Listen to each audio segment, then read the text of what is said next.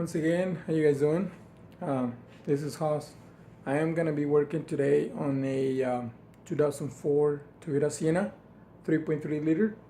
I was looking to see if anybody had already done it, and I see a lot of people do timing belts on the 3.3, and it's like a bunch of videos out there. But today I'm gonna go step by step on how to do timing, not only the timing belt but the head gaskets on the 3.3, and this is using just simple tools for the home mechanic and for anybody that comes across this situation. Okay, so let's go outside and I'll show you what you need and pretty much go from there. Okay, here's the engine bay, 2004 Toyota Sienna. Just for the record, 2004 Sienna,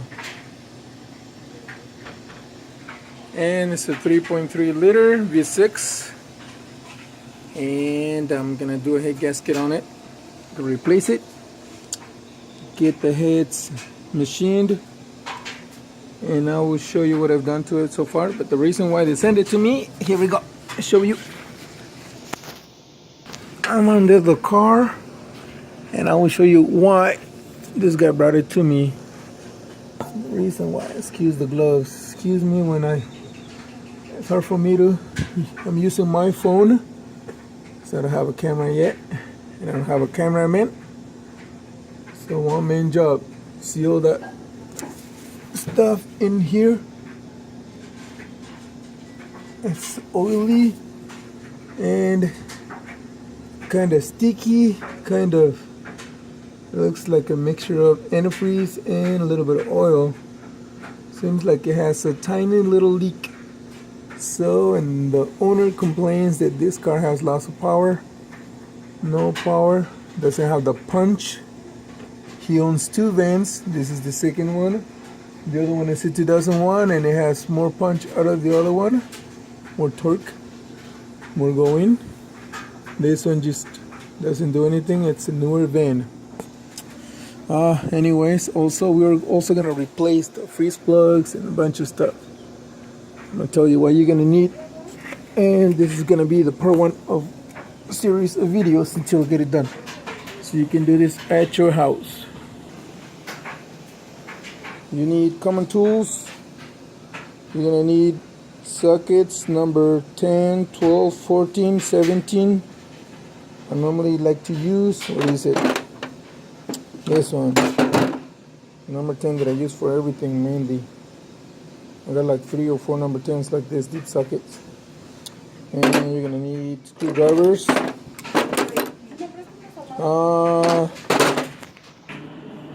Okay, you're gonna need pliers. Pick. You can get this at Home Depot. You don't need expensive tools.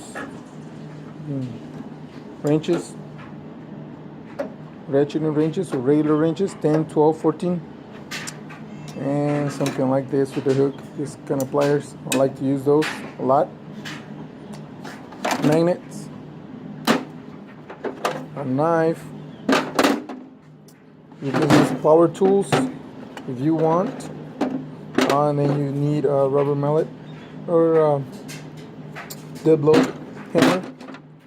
I like to use this one too for some of the hoses, clamps. I do have a different tool for it, but this is a home video, so I'm showing you home stuff that you need or that you can have in your house. So you might have 1/2 inch wrench,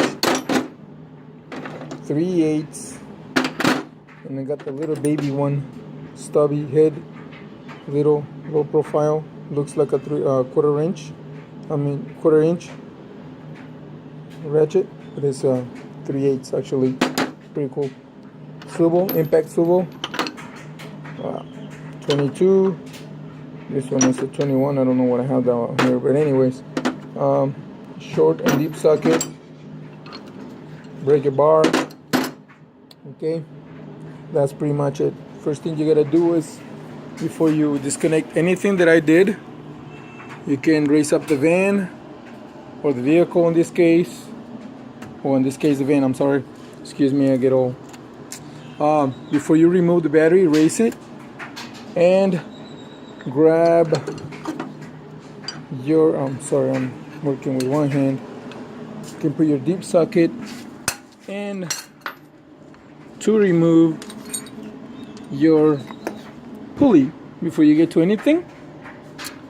In order for you to do that, you can put this in there, because if you don't have any power tools, you can put it in there and crank the engine on and off until it loosens it up.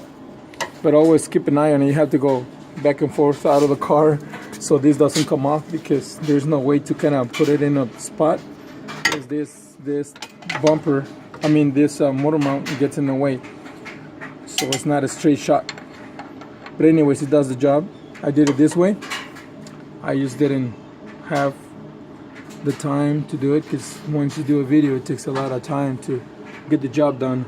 Anyways, remove that, and then you can pull this by hand, but you don't have to do that. The first thing, you gotta put it up in the air, remove loosen up the bolt. You don't have to take it out, loosen it up, then lower the car and start by removing the battery and the rest of the components, but I will suggest you do that so it's a lot easier. Remove the tire, of course. Before you get to the tire, it should be a little tray like this. Put it up in the air, secure it. Jack stands, like I have two right here, one on the other end. Safety first. See, I got goggles and a hat, so I don't get stuff in my face or my head. Has two number 10s and a clip on this end, which is behind this. You gotta do is pry it out, remove it, remove the tire. I kind of put it under just in case something fails. You got extra safety. Can never be too safe, but anyways, so you can remove that. That is the first part, and then you can put the wheel back on and lower the car so you can continue with the stuff. And the other way you can do it is also by removing first the battery terminals. Show you. Number 10, always do the negative side first, then the positive. Remove the battery, remove the tray. You can remove the air cleaner. In order for you, remember, to get the heads out, all you gotta do is it's a lot, but it's not all you gotta do. But the main thing is to remove anything that is attached to the head before removing the head from the block. So in this case will be anything here, up the manifold, throttle body. I remove it as a complete set, so it's a lot easier for you. You will see step by step. I kind of cheated in a way, because I kind of did it before you saw that. This is pretty simple. Number 10, all you need is a number 10. This is how I did it. Number 10 and this tool. Boom, boom, boom.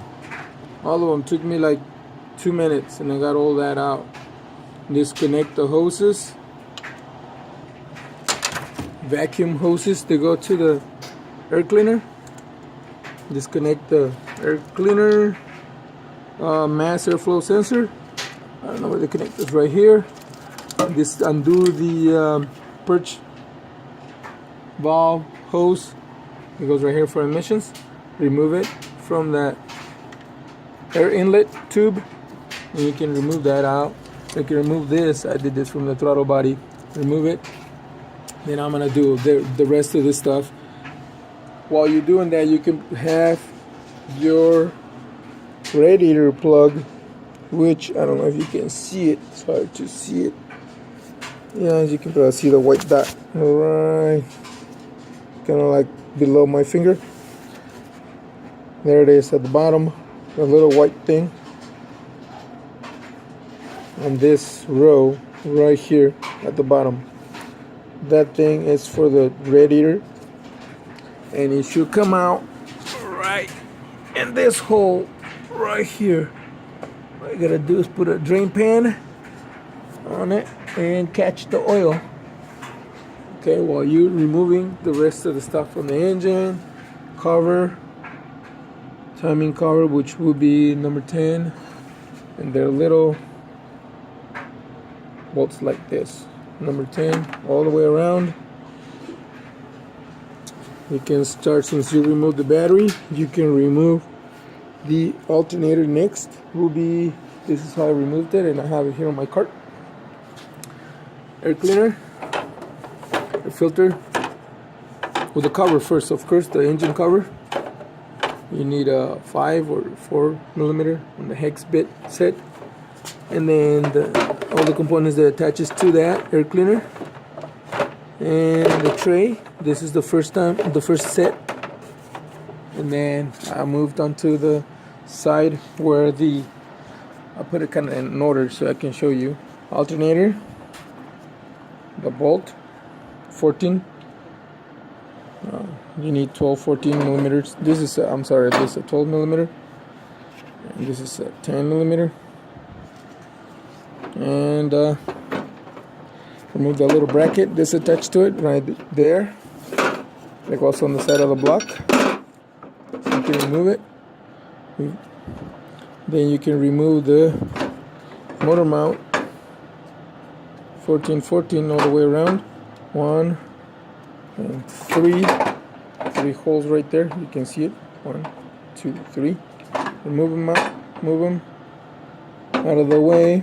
Then you can do this bracket right here, which goes on top of the timing cover, the aluminum bracket part, which is this one right here. Then after that, you can do this, the big one on the top, and then this one goes at the bottom after you remove the pulley.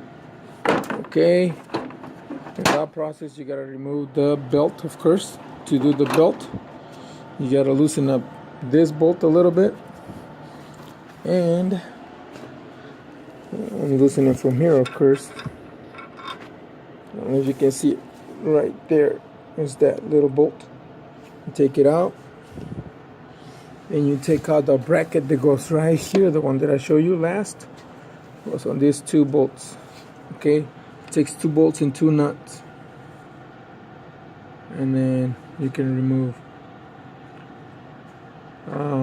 the timing tensioner, which will be, let me show you, right here. You got 2 bolts. Okay, you gotta take those out. I loosened this up and this, try to press it back in, but I didn't have any I couldn't put it back in since I'm replacing all this. You know, normally you try to depress it, push it back in, and put a pin through it so you can reuse it and just change the belt. But I'm doing the complete thing on it, so I'm gonna clean this mess too. You know, I might change this seal that goes behind the crank bolt, behind the crank pulley. Anyways, before you get to this, there should be a bracket that goes right here. There's a bolt right here and a bolt right here that goes to the pulley, to the power steering, right there, like that. It goes up, you know, but I took it out. They have access to this and to the cover, because the cover has a little number 10 right here that is hard to get to because this is in the way, and the power steering pulley, the pump, it's in the way. Okay, so you gotta do that. Remove all of them, and just remember the order that you take them out. Okay, kind of put them aside in order, you know yourself. So you know, if you forget things easily, or you think this might be a really hard task, you can go from there. All right, so let's continue. I'm just showing you this. Then you can do, like right now, me, before I can drop the engine, the van, I'm gonna put the tires on and drop it. But before I do that, I'm gonna remove the exhaust. Let's go do the exhaust while I'm here.